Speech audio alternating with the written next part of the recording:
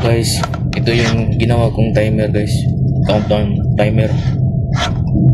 I-share ko sa inyo guys yung circuit at diagram nito guys, o siya gumagana. Let's go guys, tara explain na natin guys.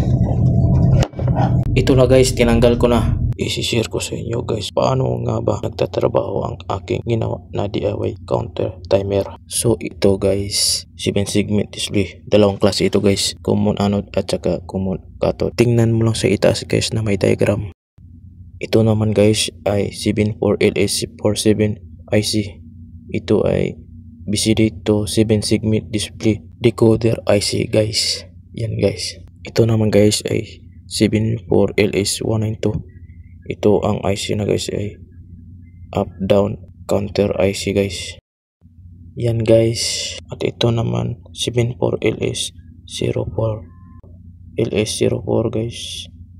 Ito ay hex inverter IC gates guys. Ito ay inverter na IC guys. Ayan guys.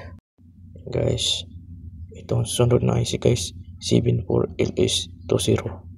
Ito ay dual 4 input NAND gate guys. Yan guys, yan. Ito naman IC guys 74LS00. Ito ay quad 2 input NAND gates guys.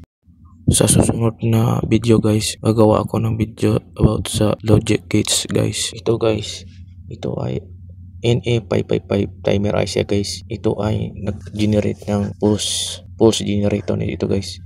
Kung wala ito, hindi yan gagana yung circuit mo guys. Hindi niya mag-run kung wala ito. Ito namang transistor na guys, C1815. Ito ay nagda-drive ng relay na 12 volts guys.